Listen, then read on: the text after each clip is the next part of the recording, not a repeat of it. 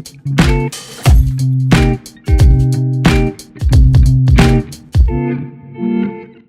going on, people? Welcome back to another episode of The Build Up. Make sure to like, comment, share, subscribe, all those things on your way in. Appreciate you guys joining. We are joined by Abu and man like Griggs. How you guys doing? Yeah, man. Liverpool winning the league. Amrim, I want him out already. No, I'm joking. But like, it's been a bit of a midday. It's been a bit of a midday. It's been a Sunday. It's been a Sunday. Yeah, it's been a day. It's been a day. Unfortunately, Ruben Amorim did not come in and fix everything instantly, like Twitter said that he would.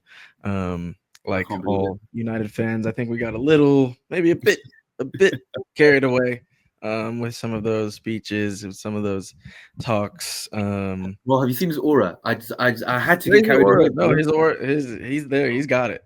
But those are the 2 points we needed. Those are the 2 points we got. The players, the aura got the 2 points. Let's go. Yeah. Listen, man. I'm a homosexual, and he's got aura, man. I was just there. I was sucked in, but then pause. Hey yo. Pause. But sucked in is crazy. That's nuts. Yo, Gary.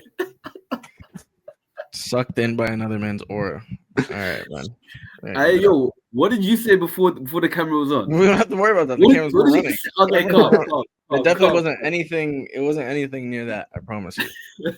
But anyways, United draw 1-1 away at Ipswich and Ruben Amorim's first game. A lot of, it seemed like a dream start almost. Ahmad to Rashford, 2 minutes into the game, we thought we were winning the league, and then reality came back in, struck, and we suffered for a lot of that first half. Ipswich gets a deserved goal back by Hutchinson, who was really good, really, really good today. Granted, he was up against my grandfather at center back, trying to get touch tight. But and then we made some adjustments in the second half, but still just nowhere near good enough. So, Griggs, talk to me about the overall your kind of general thoughts on the overall game. It's kind of expected. I didn't expect it to be an easy game because Ipswich are a solid team. They're tough to play against. McKenna, we all know. I think we've all sung his praises before, so it's gonna be a tough task. And I don't think the lineup helped us at all either. I think that midfield. You talk about grandfathers. It wasn't just a center back either. It was in the midfield too. Them dudes cannot run at all. Johnny Evans, center back, very lethargic. No progressive passing, no breaking on the lines. It was just sideways. He just kept going back to Onana and be like, "Yo, Onana, save us." And he couldn't do that. In terms of passing, in terms of shot stopping, he definitely saved us. He pulled the 2 amazing saves to continue his consistent running form. And in the attack, obviously, I think we were all shocked when we heard Ahmad was starting at wing back and not in the front three. And obviously, it was a good run by him. It was like he ran like 50 yards down that right hand side. Good pass to Rashford. Nice to see Rashford kind of have a number 9 type of goal. He just ran across the box. Nice little tap in right there. But it was just lackadaisical. I think we're gonna get into his quotes after the game. I think he was pretty not harsh. He was pretty real about what happened in that game. It was just very stale. And the expected performance from a club that has a coach for only like 3 training days. It's a whole new system. Players have to get used to it. They're coming back from internationals too. And everyone knows that first game after international break is always a little bit stale. It's very boring on top of the new coaching change. At least we didn't lose. We were able to leave with a point at the end of the day, which is what it is.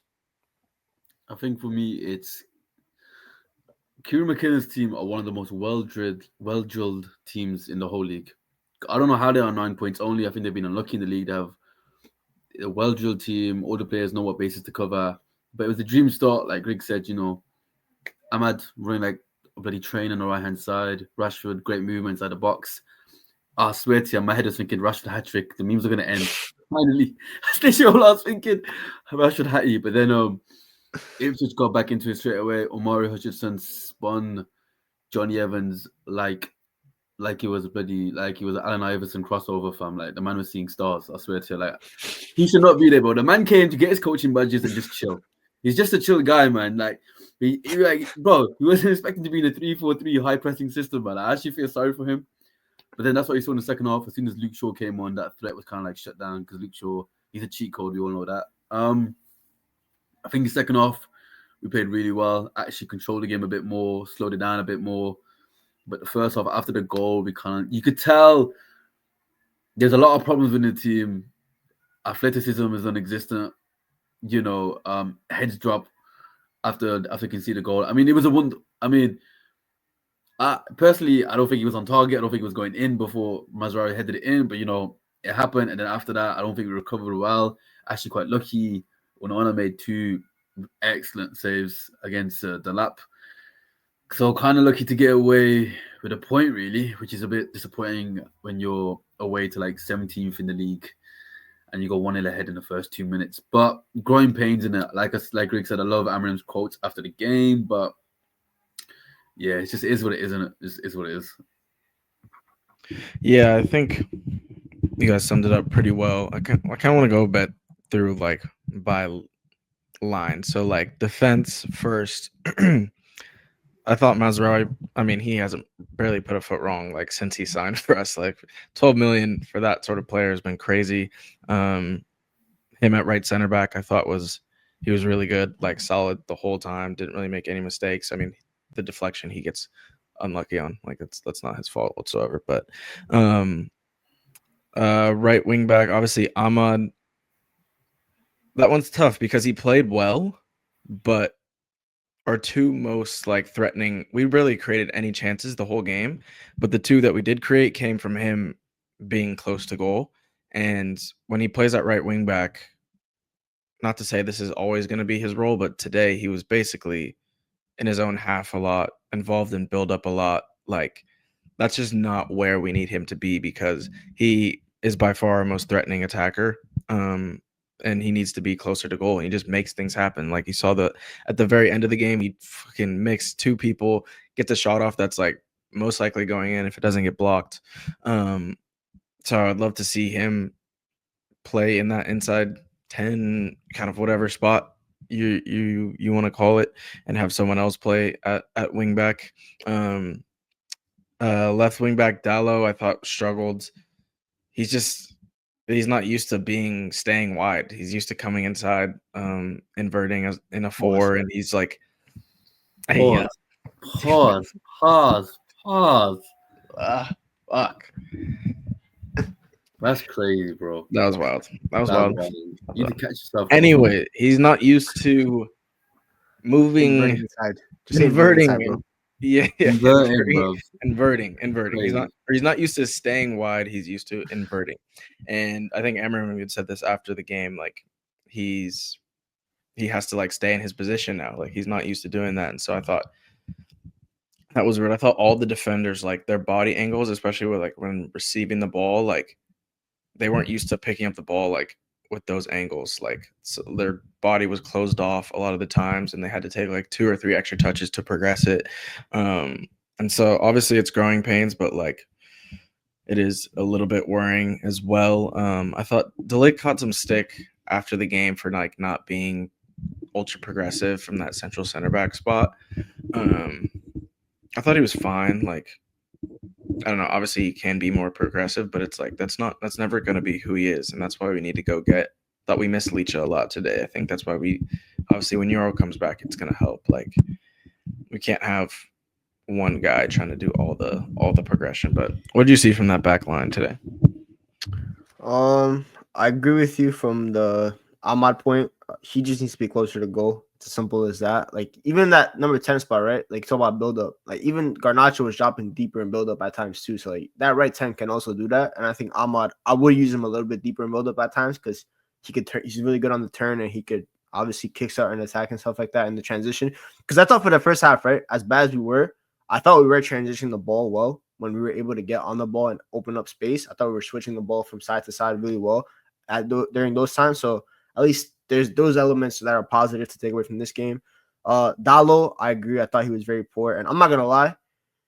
Now that Shaw's back, Malacia is probably back soon. Mazraoui can also play on the left. Once Lenny Yoro comes back and he can play right center back, I'm not going to lie. Dalot might have to hold bench for like at least a game or two. Because he's also played like 40 games in a row too. Let's not forget that. He's also started like 40 games in a row. So it's also just good for him to get a couple games of rest and stuff like that because his form over the past couple months has been pretty woeful in my opinion. and he has to get used to the new position. Obviously, I'm not going to take this as a standalone game, but I do think compared to last year, the form, even before we talk about this position change, has been pretty mediocre in my opinion. De Ligt, I do think he should have been maybe a little bit more progressive. I think him and Johnny Evans should have switched personally. I think Johnny Evans, left center back, is criminal. The guy's 45 years old. Why is he out there trying to defend the wide channels? Put him in the central center back role. He can head the ball really well. He can pass the ball really well. Being in the center, he doesn't have to defend as much space, even though Delap is pretty quick, to be fair. But still, it would have been a lot more helpful for him. And I think Amram clocked it by obviously subbing him off for Luke Shaw. And at the end of the day, this is experimentation from Amram. That's what he has to do. He experimented today. I'm sure he's going to learn from it if he's a good coach, which we all think he is. And come next Thursday against Bodo Glimt, even though it is Europa, I expect to see some further changes. And then Horst plays center back. Evans was hard. Evans, De Ligt, and then Mazraoui, I thought he was calm. I don't think that's his best position, but he's also not a wing back. He's such a great footballer, but in this new formation, it's like, what's the best spot for him? That's something Amram's going to have to figure out. But I think right center back right now probably is the best. But how many games will he play there once Lenny Euro comes back? Because he's the star. He's the one that's meant to fix his defensive issues right now. So where will Mazraoui play after that? Listen, man, it was basically the unction out there today. We had two pensioners in midfield, one guy with half a heart. We had Johnny Evans, who just doesn't. He just came here to, just play academy ball and just collect his coaching badges. I think we gotta take everything with a pinch of salt today. Mainoo wasn't there, Ugarte wasn't there, which I'm 100% sure is going to be our starting midfield. Still not happy with that because as soon as I got come on, I was literally like, bruv, what does this guy do? What does he do? He played that nice switch to Ahmad when Ahmad turned to Messi for half a second. I swear to God, bro. If that goal went in at the end where he just dribbled past two players, I swear to God, that would have been mental. But as soon as Yaro comes back, Shaw comes back, players are coming back fit now, Malacia coming back. A few players are going to have to hold bench, but that's the point of having good squad depth, innit? We're loving it. I don't Dalot was good in the first 30 minutes, playing as an inverted wing-back role, cutting in on his right foot and playing the ball into midfield. I think we got him behind their press a few times doing that. But he can't overlap on the left. I don't know why. He's decent with his left foot, but the guy just does not want to run past the halfway line. Like Mazraoui does. Mazraoui actually runs past the halfway line. It's a good option on the left-hand side as a left wing-back because he's equally comfortable on both feet. But he's like a Swiss Army knife. You can put him in whatever position, RCB, right wing back, left wing back. I think he could play whatever. But De Ligt, I don't know. He wasn't ultra progressive like I thought he would be, playing in the central position. Maybe he's better out wide in an RCB or left center back role. I think we got a lot of defensive options, which is good. But I think the main issue is midfield, man. It was clear as day we needed a midfielder, a progressor from deep, just like some athleticism in there. A guy. Amadou, whatever his name is, plays for Villa. Decent guy. I'm not sure you've heard of him, but yeah, should have got him. It would have solved all of our problems. But I feel like there's a lot of problems within the squad. But with the young players coming back in, I'm expecting better. And just like how Amram said, you gotta stick with the growing pains. So in a year's time, we get better instead of just trying to win as much as you can now. Because in a year's time, the same problems are going to happen. He basically diagnosed Erik ten Hag's first 3. Erik ten Hag's Man United didn't do that. I don't know if that was indirect, but that was a crazy description as to Erik ten Hag's tenure. Actually, I'm never going to mention that guy's name ever again. But yeah, that bald guy's tenure. But it was just, there's a lot of problems, but like Amram said, it's only been 2 training sessions, only been a week. And, I don't want to see Ahmad in a wing-back role. I'm sorry, I don't want to see our best, link player in the 10 and our most frightening player going forward in the wing-back role. You may have to put Anthony there. You may have to put Ahmad at the right wing-back. I know that's a horrible thought, Anthony on the pitch once again. But I feel like that's going to have to happen. And, yeah, I don't know. There's still, it's a lot of it's disjointed. But decent. It's good signs that Amram knows what the issue is and he changed it so quickly in the second half instead of waiting and not having poor game management. As soon as Luke Shaw came on, their threat was kind of nullified-ish. Omar didn't really do anything after that. And I like how, and I think he's going to see Xerxes as one of the withdrawn 10s rather than an out-and-out striker. I think maybe today Maybe he's experimenting. Maybe that's how he sees him. He's a 9.5. All right, I promise you that. You see that shot he took in the second half?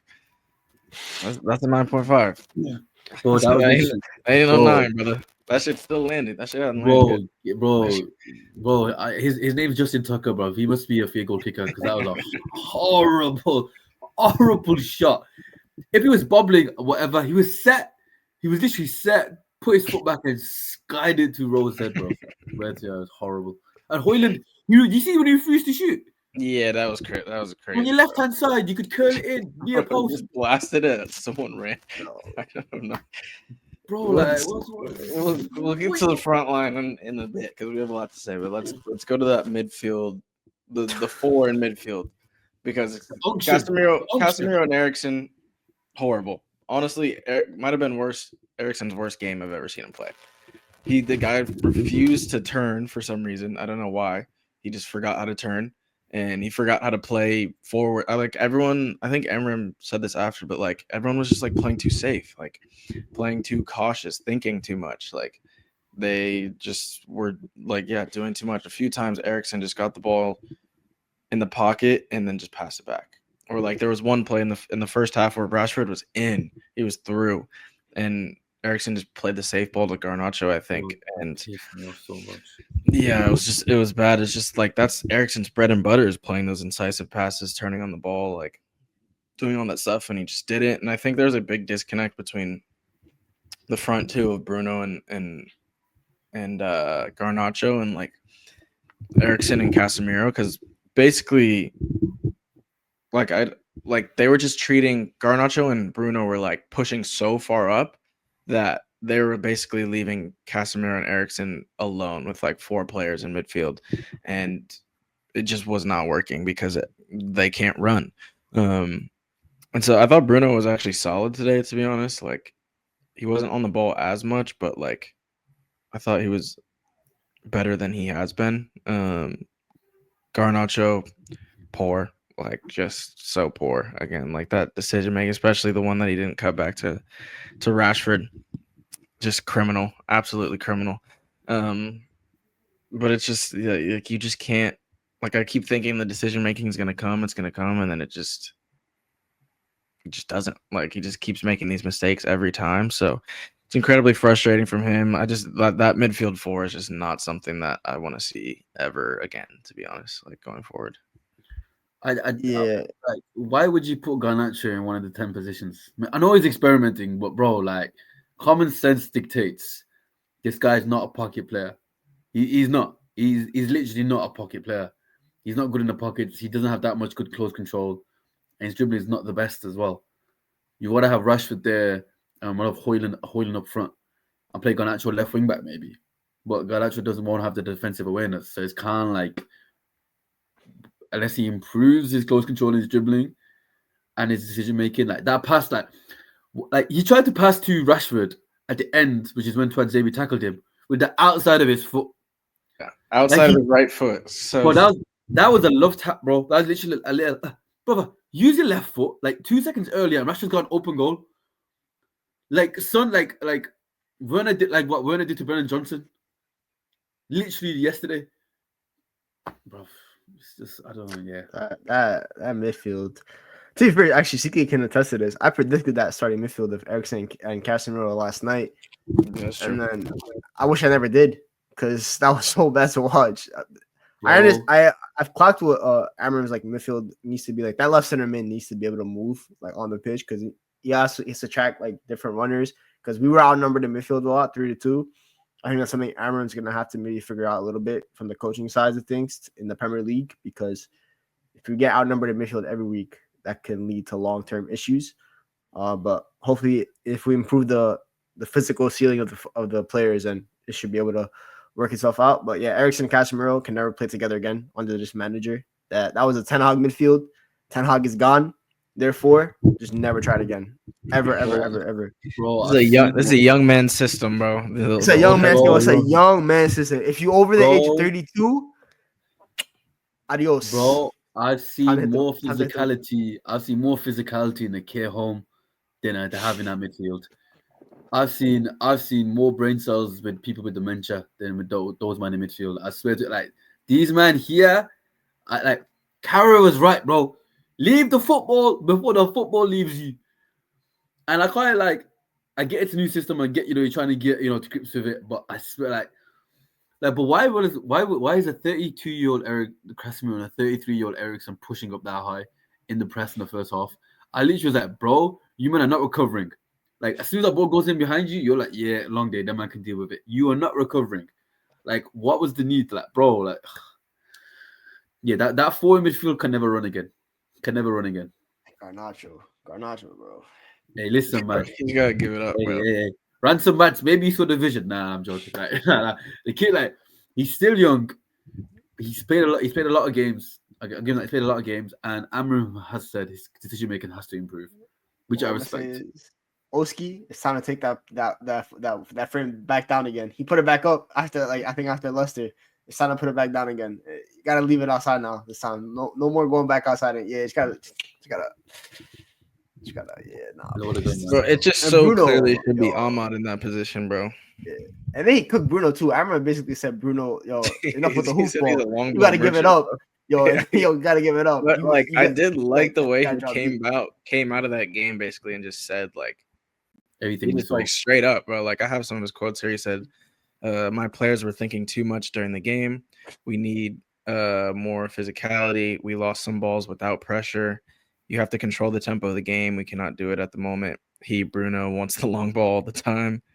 And he said Xerxes has to understand to enter the box to help crosses. Amram is listening to the build-up. This is confirmed because we've been saying this for the last year, bro. He's plugged in. He's a listener, man. He's subscribed. Hey, Ruben, what are you saying, my guy? Listen, it's like how he diagnosed everything perfectly after the game that we've all been saying for so long, right? That we've never heard a manager say out loud or a coach say out loud or no one else say out loud. And he just came in and goes, yeah, Bruno loves L1 triangle too much. The players are thinking too much. And I was like, bro, what? How's he saying this? Bro. But it's true, though. Bruno needs to flex the long ball. Physically, our players are cooked after the last 3 years of doing marathons underneath Ten Hag. Or, doing the bleep test. They're not even athletic in the first. Who on that field besides Dalot is actually... Rashford's pace and explosiveness is gone. Cool. Garnacho's not... He can't go past anyone. Xerxes, don't joke with that one. Højlund is even looking a little slow, to be honest, from what we saw. You thought he would be De Ligt, no? De Ligt is fine for his weight and stuff. He's a big guy. Lenny, but it can't just be Lenny Yoro and no one else. We know Kobe's not the most athletic guy of all time. And the guy is just a. Is just he's just gonna run around, bro. He's gonna run around. He's gonna make a few good tackles and a few horror tackles. Bro. Mason Mount generally might be our second most athletic player. Listen, man. Listen. Ugai reminds me of Vince Carter, just running around 20 years for doing nothing, no conference finals, no finals. Right? What are you talking about? He's running around 20 years, he's doing nothing. You're talking about an icon. Nah, respect Vince Carter, bro. Man. Ugai does nothing but run around, bro. Listen. Yeah, bro. We gotta get this guy out, bro. No. Vince Carter is damn near Hall of Fame. This guy tries to come in and talk about basketball, bro. You don't know what you're talking about. Football, man. Respect Vince Carter.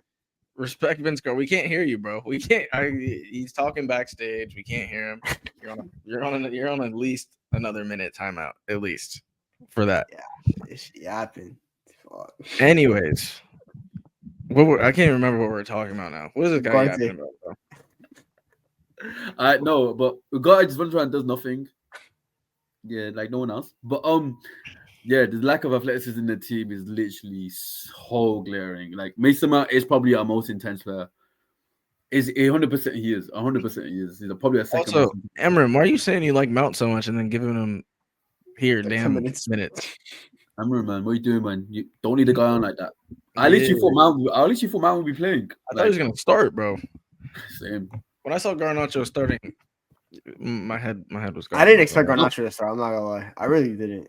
coming back from the South American internationals as well, so he's had even less. And the fact that he came off before Rashford or stayed on when Rashford came off, I didn't understand it. I don't understand that. I don't understand why do managers like?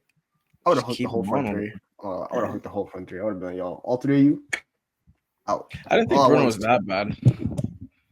I mean, he went back to midfield, so that's fine for him. But the other two, Garnacho and Rashford, I would have hooked both at the same time. I'd be like, adios. Both of y'all gotta come out. Yeah. Rashford had no more his legs were cooked. Like he obviously wasn't sprinting anymore. He was done. Did he even touch the ball after he scored a goal? Like how many touches did he have after he scored a goal? Like 2.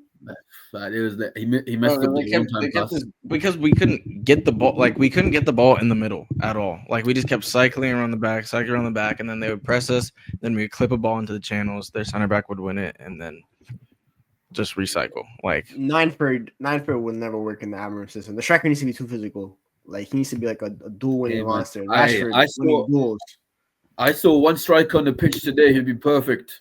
He was playing in blue. Delap.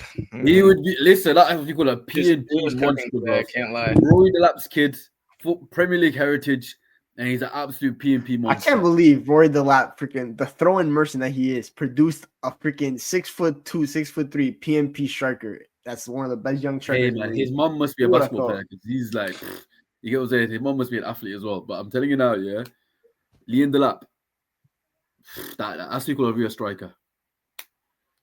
The way he turned the licked, played it out wide, they went right back in and did that. Yeah, then the flick was crazy. We need to talk. We low-key need to talk about Onana though, because he's. Hey man, that's my keeper, man. I'm happy for him, man. He's having his. I mean, he's yeah, for sure. Right now, the way he's playing, like I can't lie though. Aaron also said something about he's like Onana's used to just hitting a bunch of long balls, but he was connecting with the players. He was taking mad subliminals, bro. I'm not gonna lie. Well, you got bro. There's too many indirects, bro. Like this is like Kendrick Lamar acting Lil Wayne, bro. I'm telling you now, fam. Like there's too many indirects going on right here, bro.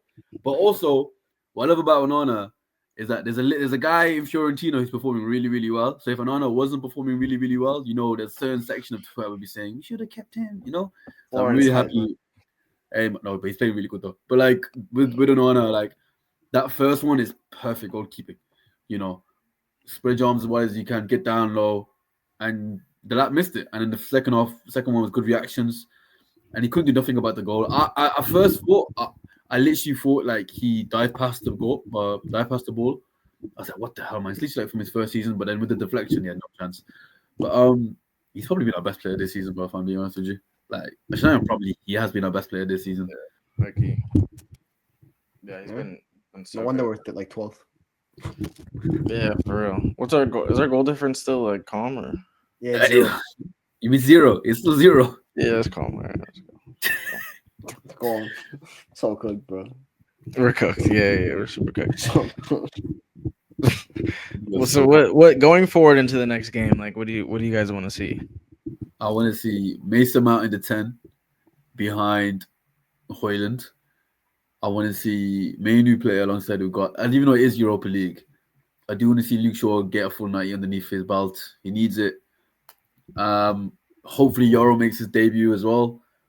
And then we can all call him the next Rio Ferdinand or whatever after his first 9-minute after his first performance. I want to see Ahmad a bit more higher, but I would like to see him rested. I don't know. It's we got a lot of options, I think. So I do want to see some more. I want to see Mount in 100%. If Ahmad playing, I want to see him in further advanced.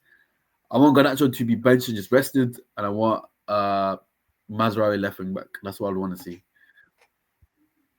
Yeah, I'm not mad at that. I'm trying to think what else we could watch. I probably want to see. I want to see how Højlund plays, a full good 60-70 minutes as a striker in the system to see. Hopefully next time he's not scared to shoot the ball because you're a number 9. Bro, what happened to us, man? We used to have killers at the 9 position.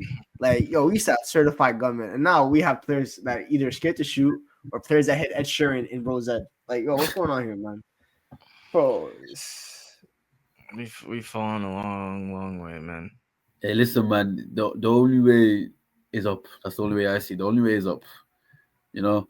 I think as the weeks go on, and I think with the more games that we have, it'd be a good thing, this winter. The fact that you're gonna have a winter break, that he's gonna be forced to play so many games. The team gonna have to get used to it in game. I think it's gonna be good, but it's gonna be that game against Arsenal. Oh, might be long at the Emirates. Yeah, listen, I may have to skip that game, man. Soccer midweek. too. Midweek. We just claim work. We claim that we have work. We can't watch. Yeah. No, Can't attend that event. We got work. We got a lot. But if we win, we was there. We was there. If you're in phase 0.2, Amorim being phase 21, Arteta, I don't know, man. I say a lot of things, but I think what makes this worse is that Liverpool's going to win the league as well. That's just beat City. At this point, I've accepted that Liverpool might probably win the league, but the good thing is that they're probably not going to win another one for a long time because this is pretty much like the end of their the last dance. It's like the last dance. Because, bro, I'd rather Liverpool just win the league now and not win it for like another 10 plus years, hopefully, than see City do a 5P in a trash-ass Premier League. I'm going to be real, bro. If they let City win the league again, we got to wrap up this league. City win, then it's like, oh, they've just been winning the whole time. If Liverpool win, then it's like, oh, we're back. Like, yeah. Liverpool win and those players renew their contract, then I'm gonna be like, you know what, I hate this. But if it's the last dance, Trent's gone, bro. Yeah, but Arsenal, man, you need to listen. Stop booting the ball.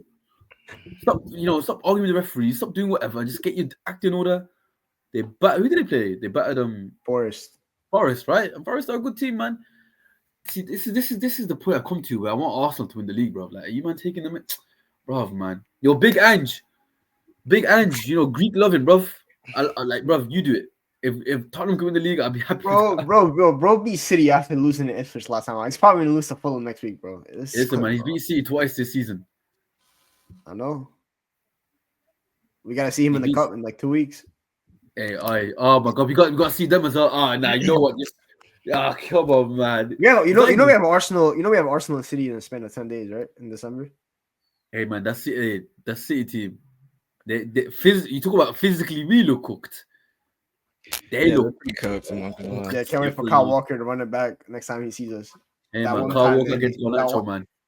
Yeah, that's the one time you're gonna see Kyle Walker actually look cooked again when he goes up against Garnacho. Listen, man, if you make Kyle Walker look good in the year of our Lord of 2024, I swear to God, bruv, I'm gonna throw hands with someone. I don't know who, bruv.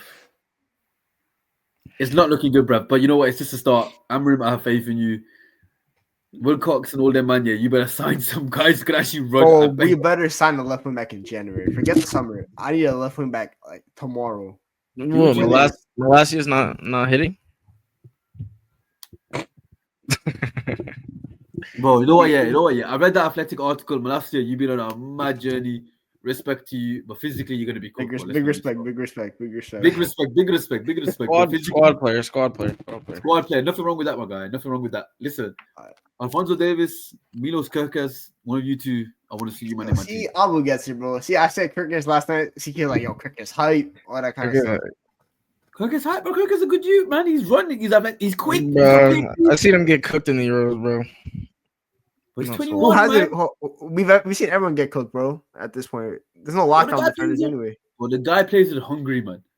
What are you expecting from him? Put it not get cooked. Have some pride for your country, please. Defend, please. Crazy. An American talk about patriotism. Crazy. I know where this goes. No, you're slandering Vince Carter, a legend. I don't want to hear it, man. I'm not gonna say it. I keep my comments for after pod. I'm not gonna say it now because he just should have been better than what he was. That's all I'm saying. He should have been better than what he was. That's it. That's all I'm saying. All I'm saying. He's a legend, man. Just make some time, man. Stick to cricket and fucking. That's racist. What do you mean cricket, bro? I don't even like cricket. What do you mean by that, dog? What do you mean? It's a UK sport. Yeah, whatever, bro.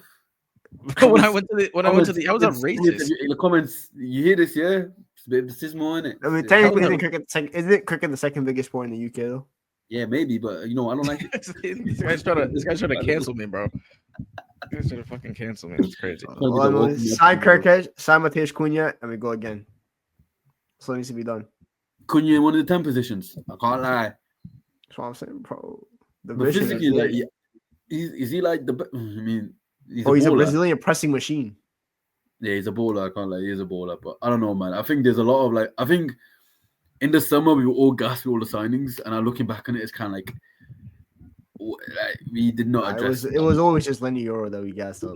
Euro, Xerxes, possible dub. No. Yo, all I'm gonna say is Xerxes. It's time to learn Italian. Bro, he hasn't completed a pass, I swear, in the past 4 cameos, bro. So gotta learn that Buonasera language again, bro. Back to Italy. I feel like he's a player that has to start. Coming in off the bench, he's just he's already so nonchalant that he's too nonchalant, man. Just can't adapt to the game. He can't adapt to the game pace coming off the bench. He's like one of the man. You seen the function in it. They're just by the wall, sipping away. I'm not saying a word to anyone. You're like, bro, what are you doing? You can't be just a chill guy on the pitch, bro. You gotta be active, man. I hate this nonchalant gimmick. But yeah, he's got to figure it out, and he's got to figure it out quick, or else he's gonna get shipped off to somewhere. Back to Italy, bro. Back to you. He didn't even score that many goals in Italy. I swear to God. Time to learn MLS.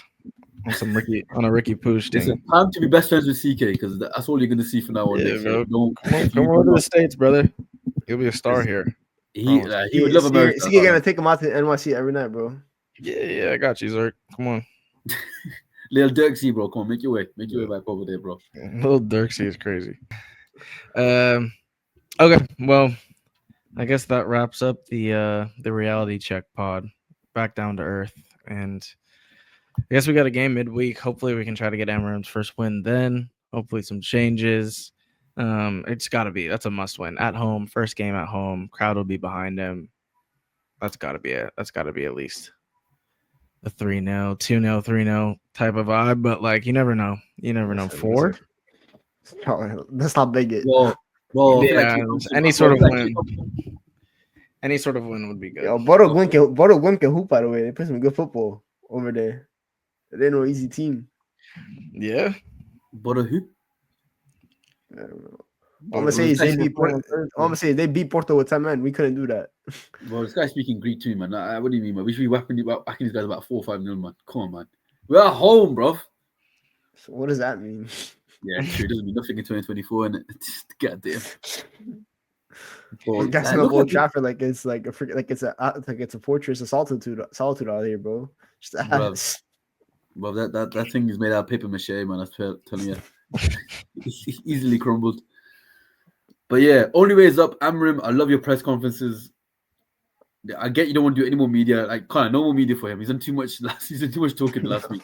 I've done more interviews in a week than I've done in 4 years at Sporting. Fair, he's talked too much, bro. Gary Neville's had him. Sky Sports had him. BBC's had him. Bro, just let the guy coach, man. Let the guy coach, man. Let the guy breathe, bro. Let him coach, fam. Yo, maybe we should have kept Rude and just had Rude do press conferences. Oh yeah. Nah, I can't see that. Rude was playing her own ball too, though. On the highest of keys, bro. Dutch. We hopefully that was the last Dutch influence we had at this football club. It's this club now. We gotta cut ties with the Netherlands. Listen, man, you gotta cut the whole Dutch speaking region, bro. Netherlands, Belgium, just cut it all out. I don't want any of that. Xerxes, De Ligt, Wout van Nistelrooy, the coach, Ten Hag. Yeah, it's good, bro. It's a bad nation. Listen, man.